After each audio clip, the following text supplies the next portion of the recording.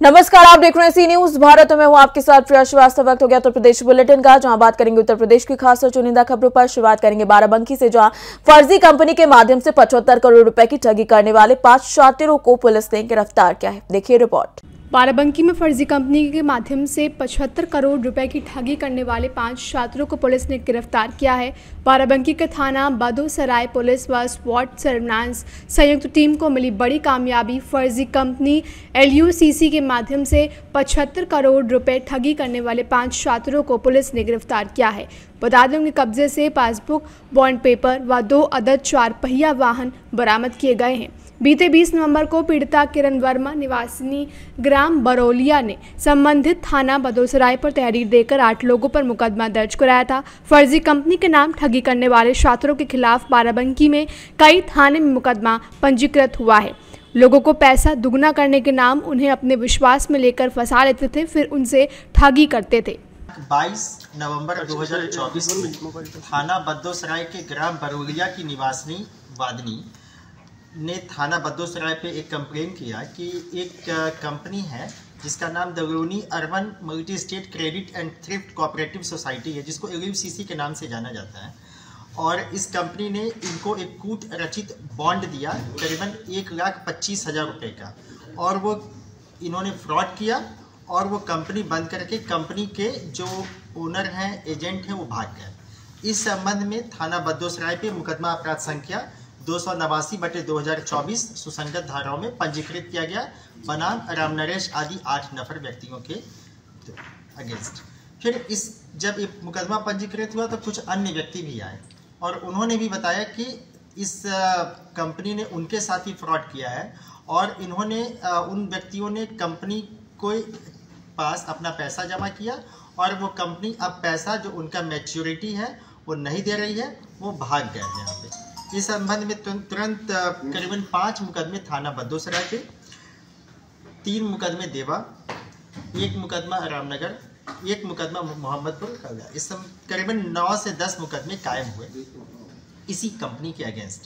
इस कंपनी के modus operandi ऐसी थी कि कंपनी ने अपने आप को कृषि मंत्रालय से एक सोसाइटी के रूप में रजिस्टर कराया, और जो इसका अभी जो उपनियम है बायोलॉज, उसके हिसाब से इस कंपनी का था कि ये सीमांत किसानों को या किसानों को के बेहतरी के लिए काम करेगी और कोऑपरेटिव बनाएगी, यानी समूह बनाएगी। इसकी आड़ में इन्होंने क्या किया कि अपने लोगों को जो इनके कस्टमर को उन्होंने 13-14 रुपये का एक मेंबर बना दिया, लेकिन ये एक तरीके का एक मास्क मेंबरशिप था, यानी कि वाकई में मेंबर उनको पता ही नहीं था कि मैं मेंबर हूँ। वो तो अपने आप को सीधे सिर्फ ये समझते थे कि पासबुक ओपन कराने के लिए मुझे 13-14 रुपये देने हैं, मैं मेंबर हूँ। यह बात किसी भी कस्टमर को नहीं पता थी। उनको यही पता था कि यह कंपनी है और उसके कस्टमर हैं, जैसे बैंक में होते हैं। बाराबंकी से सी न्यूज संवाददाता विजय की रिपोर्ट। इसी के साथ रुक करेंगे बुलेटिन की अगली खबर का, जहां गाजियाबाद क्षेत्र में गांजा तस्करी करने वाले एक अंतर्राज्यीय गांजा तस्कर को थाना मसूरी के गिरफ्तार किया गया है। क्राइम ब्रांच पुलिस कमिश्नरेट को महत्वपूर्ण सफलता हासिल हुई है। कैसे पुलिस ने यह सफलता हासिल की, आइए आपको इस रिपोर्ट में दिखाते हैं। गाजियाबाद में 28 नवंबर को crime branch police commissionerate Ghaziabad द्वारा उड़ीसा से लेकर पश्चिमी उत्तर प्रदेश, दिल्ली, NCR क्षेत्र में गांजा तस्करी करने वाले एक अंतर्राज्यीय गांजा तस्कर को डासना से मुरादनगर जाने वाले रास्ते पर DME अंडरपास के नीचे थाना क्षेत्र मसूरी से गिरफ्तार करने में महत्वपूर्ण सफलता हासिल की गई है। गिरफ्तार गांजा तस्कर उड़ीसा राज्य से कैंटर वाहन में गांजा छुपाकर दिल्ली व पश्चिमी उत्तर प्रदेश में सप्लाई करने के लिए तस्करी करके ला रहा था, जिसके कब्जे से कुल 101.600 किलोग्राम नाजायज गांजा बरामद की गई है, जिसकी अंतर्राष्ट्रीय बाजार में कीमत करीब 50 लाख रुपए है। सर, गांजा तस्कर को गिरफ्तार किया गया है, कितना उससे माल बरामद किया गया है और कैसे गिरफ्तार किया? देखिए, crime branch police commissionerate Ghaziabad द्वारा एक महत्वपूर्ण सफलता हासिल करते हुए एक अंतर्राज्यीय गांजा तस्कर की गिरफ्तारी मसूरी थाना क्षेत्र से की गई है, जिसके कब्जे से 101 किलोग्राम गांजा बरामद हुआ है, जिसकी अनुमानित कीमत लगभग 50 लाख रुपए है, तथा घटना में प्रयुक्त एक कैंटर गाड़ी थी, उसको भी बरामद किया गया है। पूछताछ में जो अभियुक्त सुरेंद्र है, उसमें जो है ये ड्राइवरी का काम करता था और ट्रक को जो है माल लेके जो है इधर उड़ीसा, वेस्ट बंगाल, दिल्ली, एनसीआर क्षेत्रों में सप्लाई करता था। इसी दौरान जो है उसका संपर्क जो है एक ओमवीर नाम के व्यक्ति से हुआ, जो उड़ीसा का ही रहने वाला है, और उसने बताया कि अगर आप गांजा सप्लाई जो है यहाँ उड़ीसा से लेकर दिल्ली, एनसीआर क्षेत्रों में करते हैं तो आपको 40 से 50 हज़ार रुपये पर ट्रिप मिलेगा। उसके प्रभाव में आने के बाद से लगातार जो है ये काम जो पिछले एक वर्ष से कर रहा था, और इसी क्रम में हमारी क्राइम ब्रांच टीम ने इसकी जो है गिरफ्तारी की है। सर, ये जो ओमवीर है इसकी क्या भूमिका है, और जो सुरेंद्र है पकड़ा गया है, ये जिसकी गाड़ी चला रहा है ये क्या किराए पे है, क्या है इसका प्रोफाइल बताएं। देखिए, जो गाड़ी जिसकी चला रहा है वो बंदा जो है फरीदाबाद का रहने वाला है, और ये बता रहा था कि सैलरी पे मैं उसके साथ मतलब काम कर रहा था, और जो गांजा सप्लाई जिसका लेके गया था वो बंदा जो ओमवीर है, जो उड़ीसा का भुवनेश्वर का रहने वाला है। तो जो मेन गांजा जो इसको दिया है वो ओमवीर है, जिसके संबंध में हमारी टीम अभी काम कर रही है। और किसको सप्लाई करना था दिल्ली एनसीआर क्षेत्र में, वो बताया था कि जब आप वहां पहुंच जाओगे पश्चिम में तो फिर उसके बाद से आप फोन करना तो मैं बताएंगे। उसके बारे में भी अभी काम चल रहा है। तो मेन इसमें मास्टरमाइंड अगर देखा जाएगा तो ओमवीर है, जिसके संबंध में हमारी टीम अभी काम कर रही है। तो गांजा छुपा के लाया जा रहा था, कैंसर में सेल बनाए गए थे, ऊपर भी कुछ सामान रखा था, क्या सामान रखा गया था, क्या वजह थी इसके पीछे की, क्या पुलिस न देख पाई या पहले गिरफ्तार पकड़ में न आए, कुछ ऐसा भी पता चला है सर? देखिए, जो ये सुरेंद्र पकड़ा गया है ये पहले ड्राइवरों के संपर्क में था, और ड्राइवरों ने ये बताया कि हम लोग जब माल ले जाते हैं दिल्ली एनसीआर क्षेत्र में या उड़ीसा में या वेस्ट बंगाल में, तो हम लोग माल के साथ साथ गांजा भी लेके जाते हैं। तो उसी को इसने प्रयोग किया, और अपना जो भी माल सप्लाई करता था माल के साथ साथ इसने गांजा भी उसमें छुपा रखा था। गाजियाबाद से सी न्यूज संवाददाता प्रमोद कुमार की रिपोर्ट। रुक करेंगे बुलेटिन की अगली खबर की ओर। हाथरस में आलू का खराब बीज देने से किसान की आलू की फसल बर्बाद हो गई है। किसान को आखिर ये धोखाधड़ी कैसे मिली, इस रिपोर्ट में देखिए। जनपद हाथरस के विकासखंड तहसील हाथरस थाना हाथरस जंक्शन क्षेत्र के गांव शाहपुर कला के रहने वाले भवानी अग्निहोत्री ने थाना हसाइन क्षेत्र के गांव हैथार गुनाथपुर के विष्णु अग्निहोत्री से 15 बीघा 3 एकड़ खेत के लिए आलू बीज लिया था, जो एक ब्रांडेड और अच्छा बीज बताकर दिया गया था। बीज ले जाने के बाद किसान ने 15 बीघा आलू की फसल बोई। जब वह फसल लगभग 40 दिन की हुई तो पता चला कि यह आलू का बीज खराब दिया गया है हमें, और लोगों ने भी देखा कि इसमें लगभग 90 से 95% बीज खराब है, जिसमें आलू ही नहीं बन रहा, केवल 5 से 10% बीज अच्छा दिया गया है। वहीं इस मामले में किसान भवानी अग्निहोत्री से जानकारी लेते हुए क्या कुछ बताया, आइए आपको बताते हैं। क्या नाम है भैया आपका? मेरा नाम भवानी कुमार अग्निहोत्री है। कहाँ के रहने वाले हो? हम गांव शाहपुर कला के रहने वाले हैं। जो आलू का आपका खेत खराब हुआ है, क्या मामला है? पूरा मामला ये है कि पहली बात तो ये हम लोग बाहर रहते हैं जी, दोनों भाई। माताजी खेती कराती हैं, और हमारे यहाँ जो लेबर जो रहती है उसका नाम गीतम कुमार दोहरे नाम है, वो सामने खड़ा हुआ है, वही खेती पूरी देखता है। उसके बाद मैंने एक हैता रघुनाथपुर के विष्णुदत्त अग्निहोत्री से बीज लिया। बीज जो है पूरा वायरस वाला दे दिया। जब खेत जब उपज के तैयार हुआ तब हमको पता चला कि 97% पूरा वायरस है, इसमें कुछ भी नहीं पड़ रहा है इसके अंदर। दिखाइए जरा। पूरा जो है टोटल जो है ये वायरस का है, यानी खराब बीज है ये? पूरा टोटल खराब है, इसमें कोई भी जो है आलू नहीं पड़ रहा है। ये पूरा सकड़ा हुआ कुल्ला गर्भ से ही निकल के आया खेती में से। अच्छा कितना % है और आपको कैसे पता चल रहा है ये? अच्छा जो है केवल 97% जो है खराब बीज है, और 3% केवल जो है ये अच्छे पौधे हैं, जिसमें जो है दाने अंकुर वो पड़ रहे हैं। हाँ, दिखाई दे रहे हैं, इसमें कुछ कुल्ला दे रहे हैं जी। वो केवल जो है 3% है। तो इसकी फसल खराब होने की आपने किसी कृषि विभाग के किसी अधिकारी को जानकारी दी है आपने? मैंने 1 से 12 पे कॉल की, पुलिस वालों को भी की, कृषि उपखंड जिला अधिकारी कलेक्टर पे बैठते हैं उनको भी दी, कृषि उद्यान विभाग जो है मैंने वहाँ पे बैठते हैं कृषि विभाग में उनको भी दी। 3 अधिकारियों को मैंने, एक मैडम है, क्या कहना है उनका? उनका कहना ये है कि पहले जो है डीएम साहब के लिए पूरे जो है वो दीजिएगा, एप्लीकेशन दीजिएगा, थाने में FIR करिएगा, उसके बाद मेरी पूरी टीम गठित होगी। टीम गठित होने के बाद हम पूरी इसकी जांच करेंगे। और जिससे आपने बीज लिया है जिस किसान से, उस किसान का क्या कहना है यार, जिस कोल्ड स्टोरेज से बीज लिया है?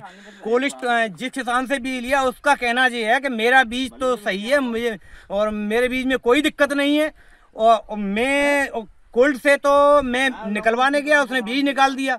अब कोल्ड वाले को तो कुछ मालूम नहीं है कैसा बीज है कैसा। जो किसान से मैंने डायरेक्ट बीज खरीदा है,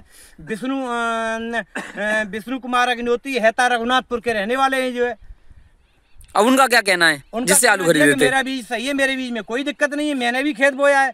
जब उन्होंने दूसरे से बीज खरीद करके बोया है और नाम ये लगा रहे हैं कि मैंने जो है, यानी आपको खराब बीज दे दिया है? मेरे को खराब बीज दे दिया गया, उन्होंने अपना बीज जो है सही गाड़ा। क्या अब आप क्या चाहते हो? मेरे को ये क्या चाहता हूँ कि मेरी जितनी पूरी खेती में लागत लगी है, मैं बाकी के पूरी मुझे इसकी लागत चाहिए। और खेत की जो लेट भई है लेट का पूरा आ जाना, मेरा खेत पूरा बर्बाद हो गया इसके सामने सारी जनता। तो आपने इसकी शिकायत थाने में की है? मैंने अभी थाने में मैंने आज सुबह मेरे पास फोर्स भी आया, 112 पे मैंने कॉल की है और उन्होंने कहा कि इसकी FIR करिएगा। मैं तत्काल अभी जा रहा हूँ, FIR भी करूँगा। कलेक्ट्रेट पे जो है खाद्यान्न अधिकारी जो वो कृषि अधिकारी हैं, उन्होंने भी कहा है कि सबके लिए एक प्रार्थना पत्र वहाँ से जो है क्योंकि DM साहब के यहाँ आप इसकी प्रार्थना पत्र को दीजिएगा। उस आधार पे आपके पास जो है टीम पहुँचेगी, उसका जो है निस्तारण होगा, जो भी उचित कार्रवाई होगी उस पर हम अमल करेंगे। उसकी मेरे पास रिकॉर्डिंग भी है, सब कुछ है, इनसे बात हुई है। ओके। हाथरस से सी न्यूज़ संवाददाता आनंद सिसोदिया की रिपोर्ट। इसी के साथ बढ़ेंगे आगे। मुरादाबाद कार्यालय पुलिस अधीक्षक नगर संभल हिंसा को देखते हुए जुम्मे की नमाज के सभी मस्जिद के इमाम और साथ ही साथ सभी गणमान्य नागरिकों को बुलाया गया। देखिए रिपोर्ट। उत्तर प्रदेश के मुरादाबाद कार्यालय पुलिस अधीक्षक नगर पर संभल हिंसा को देखते हुए जुम्मे की नमाज के लिए सभी मस्जिद के इमाम और सभी गणमान्य नागरिकों को बुलाया गया, जहां SP सिटी रणविजय सिंह ने सभी गणमान्य लोगों से शांति व्यवस्था बनाने को लेकर अपील की, जिसमें शहर इमाम सैयद फाहद अली ने अपनी बातें आगे रखते हुए सभी नौजवान भाइयों से अपील की प्यार मोहब्बत के साथ मिलजुल कर रहें, जिसमें सभी मस्जिदों के इमाम साहब मौजूद रहे। तो वहीं SP सिटी रणविजय सिंह ने कहा कि हम लोग शांति व्यवस्था के साथ जुम्मे की नमाज अदा करेंगे और सभी से अपील करेंगे कि अपने अपने नमाज के बाद घरों में जाएं, कहीं पर भी कोई भी अफवाह जैसी बातों पर ध्यान ना दें और शांति व्यवस्था कायम रखें। बिस्मिल्लाहिर्रहमानिर्रहीम। आज यहाँ SP सिंह साहब के ऑफिस में शहर के अइम्मा हजरात की मुतवल्लियान की एक पीस मीटिंग की गई कि आपसी भाईचारा बना रहे, प्यार मोहब्बत बनी रहे और आपस में एडमिनिस्ट्रेशन का और आवाम का जोड़ और राब्ता रहे, वो न टूटे कि हमें अपनी बात एडमिनिस्ट्रेशन से कहनी है, एडमिनिस्ट्रेशन की हमें सुननी है। और क्योंकि कल जुमा है और जुमे में लोग अपनी अपनी स्पीच में प्यार मोहब्बत की, अमन भाईचारे की और लोगों को तालीम की, पढ़ाई की अहमियत के बारे में बताएं और शहर का माहौल अच्छा रहे, इसी सिलसिले में आज मीटिंग हुई और काफ़ी तादाद में शहर के और आसपास के लोग अइम्मा हज़रात तशरीफ लाए। मुरादाबाद की जनता से हमें क्या अपील करते हैं? जनता से यही अपील है कि प्यार मोहब्बत से आप अपने कारोबार में लगे रहें, बच्चों की पढ़ाई में लगे रहें और क्योंकि महंगाई का दौर है, मेहनत करें, कारोबार करें और अपने बच्चों को अच्छे से अच्छे पढ़ाएं ताकि आपका और आपके बच्चों का मुस्तकबिल बेहतर हो। जी सर, आज मीटिंग की गई है। देखिए, आज हमने हमारे मुरादाबाद शहर के सभी जो इमाम साहबान हैं, मुफ्ती साहबान हैं, हमारे जो मुतवल्ली साहबान हैं, आज सब लोग के साथ एक हमारा संवाद कार्यक्रम था। पुलिस के साथ संवाद करने का जो मकसद होता है वो यही होता है कि बहुत सारे इश्यूज़ जो छोटे छोटे एरियाज़ में होते हैं, हम एक प्लेटफॉर्म पे बैठ कर के उसके बारे में चर्चा कर लेते हैं। वहाँ जो समस्याएं होती हैं उसके समाधान के लिए भी चर्चा कर लेते हैं और इससे जो सही समय से उनका समाधान हम लोग करा लेते हैं। अभी हमारे इस मुरादाबाद शहर और जितने हमारे यहाँ के सभी जो जिम्मेदार लोग हैं, सब लोग के द्वारा इस शहर में अमन चैन बना रहे, शांति बना रहे, इसके लिए क्या क्या प्रयास हो सकते हैं उसके बारे में चर्चा हुई है। और हमारे जो बड़े इनके जो बड़े लोग हैं, यानी जो भी प्रतिनिधिगण हैं और इमाम साहबान हैं, मुफ्ती साहबान हैं, उनके तरफ से पैगाम दिया गया है किस तरीके से हम इस शहर को अच्छा रख सकते हैं, हम कैसे यहाँ शांति व्यवस्था कायम रख सकते हैं, कैसे हम आगे बढ़ सकते हैं, कैसे हम इस मुरादाबाद शहर को खुशहाल और विकासशील बना सकते हैं। तो यही आज चर्चा हुई है और ये हमारा एक रूटीन मीटिंग है, रूटीन पब्लिक इंटरेक्शन कार्यक्रम है और हम लोग इसको लगातार यहाँ पे करते रहेंगे। मुरादाबाद की जनता से सर क्या अपील करते हैं? मेरी अपील है सब लोगों से कि सभी लोग अमन चैन और शांति के साथ, भाईचारे के साथ, अमन यहाँ पे सौहार्द बनाए रखने के साथ यहाँ पे आगे बढ़ें। जो नौकरी पेशा लोग हैं, जो हमारे कारोबारी लोग हैं, ये सब अपने अपने चीज़ों पर ध्यान दें। काफ़ी यहाँ का जो एक सामाजिक सौहार्द है वो काफ़ी मजबूत है और उसको बनाए रखने में सहयोग दें। Thank you. मुरादाबाद से सी न्यूज़ संवाददाता मोहसिन सिद्दीकी की रिपोर्ट।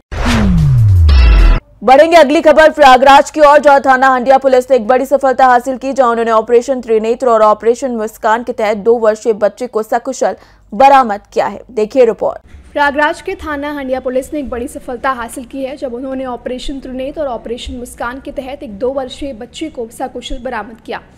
यह बच्ची अपनी चाची एकता साहू के साथ शादी समारोह में आई थी, लेकिन अचानक वह घूमते घूमते पिलर नंबर 26 के पास पहुंच गई, जिससे वह रास्ता भटक गई थी। वहीं प्रभारी निरीक्षक हंडिया बृजकिशोर गौतम ने बताया कि उनके द्वारा जब पैदल गश्त किया जा रहा था, उसी समय उन्हें वह बच्ची रोती हुई दिखाई दी, तो उन्होंने बच्ची को गोद में उठा लिया और बच्ची के परिजनों की तलाश करने के लिए आसपास के इलाके में कैमरों की मदद ली गई और सोशल मीडिया प्लेटफॉर्म के माध्यम से प्रचार प्रसार भी किया गया। बच्ची को सकुशल बरामद करने के बाद उसके परिजनों को सौंप दिया गया।